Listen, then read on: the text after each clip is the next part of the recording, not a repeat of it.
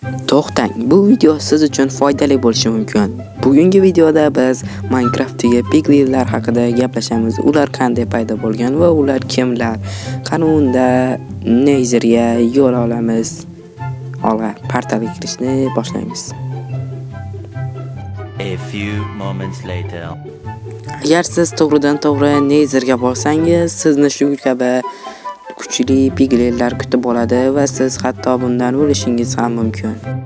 Yana siz ularni ursangiz ham ular sizga tashlanishni boshlashadi. Bu paytda oltin va boshqa brajnetlar sizni qutqarib qola olmaydi. Bu aniq. Oh my god! Wow! Xo'p, Netherga kelganingizdan keyin sizga brajnet yoki birorta dubulg'a yoki oltindan yasalgan narsa kerak bo'ladi va siz cho'chqalar bilan savdolashishingiz ham mumkin. Va hozir bizga nima berarkan ko'ramiz.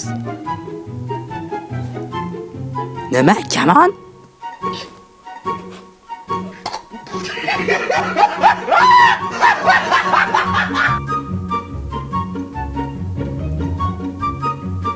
Hozir va shag'al shu kabi narsalarni olishingiz mumkin.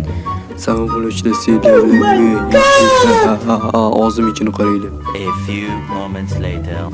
Xo'p, cho'chqalar shu yerda past yo'llarda yashashadi. Bu emas, mana bunda.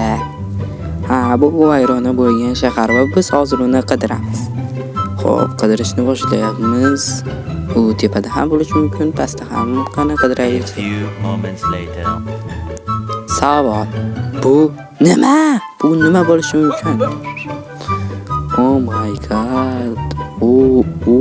Buncha katta. Oh my god. Oh my god!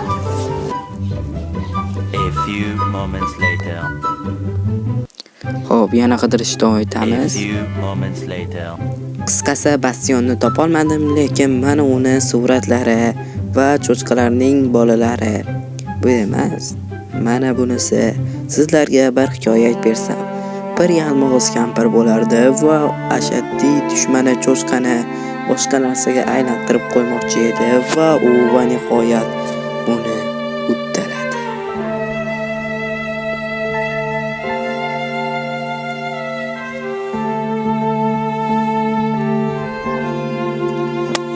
Bu hazil va cho'chqalar oddiy olamda qolib ketsa, xuddi shunga aylanishadi. Zombi cho'chqalarga mana ekranlarda ko'rishingiz mumkin va cho'chqalar oldin mana bunday ko'rinishda bo'lishgan va Netherda bastionlarda yashab shunday ahvolga kelib qolishgan.